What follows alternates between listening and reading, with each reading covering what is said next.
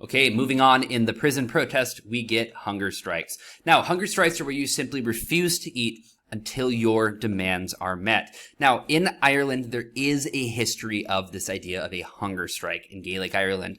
So nationalists particularly would be very, very aware of this. Okay, traditionally, it's done to make the other side, the person you are protesting against, look bad, because hospitality is something that is very prevalent in Ireland, in Irish society, and Irish culture.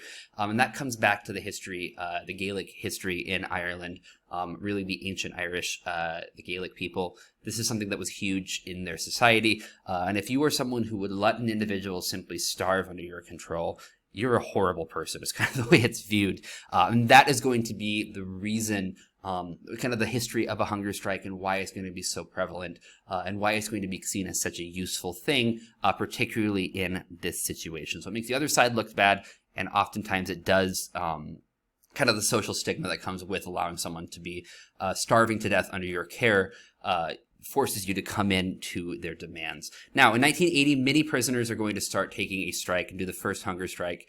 This is going to be kind of a continuation from the blanket protest into the dirty protest, and now escalating into a hunger strike. So 1980, there's going to be a number of prisoners who all strike at the same time to try to get these 5 demands reached. Now, the government is ultimately going to kind of give in, or appear to give in. They're going to make some kind of cryptic statements talking about the idea of bringing about and letting the prisoners have these 5 demands, and the strike is going to end after 53 days. So the first hunger strike is going to be initially seen as successful. However, by 1981, they're realizing that these 5 demands that they had called for are not being honored. So the prisoners are going to start a hunger strike, but they're going to do it one by one. Now, the previous hunger strike, you have a number of prisoners doing it all together. The human body can only go so long before the person starves to death and dies, roughly 50 to 70 days, somewhere in that area. So if you were going to do all of these prisoners at once, after 50 to 70 days, the hunger strike will be over, either because you're going to have your demands met, or everyone will be dead. If you do it one by one person joining every 4 or 5 days, and you have 20 people doing this, you can extend that by about 20 days potentially per person, or a certain number of time per person.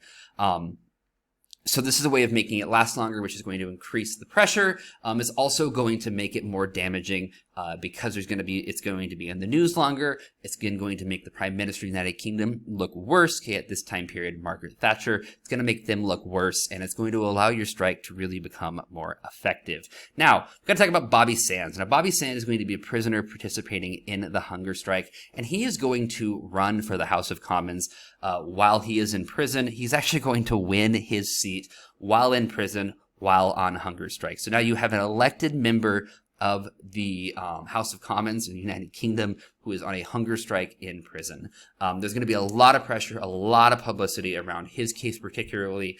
Margaret Thatcher, the Prime Minister at this time, is going to refuse to bend to these demands, stating, "We are not prepared to consider special category status for certain groups of people serving sentences for crime. Crime is crime is crime. It is not political." Okay, so Margaret Thatcher, a conservative member of the United Kingdom's government, leader of the government at this time period, really having a tough on crime stance, stating crime is crime. We're not going to give them what they want. They committed a crime. They should have thought of that before they decided to commit the crime, and she does not bend to the demands.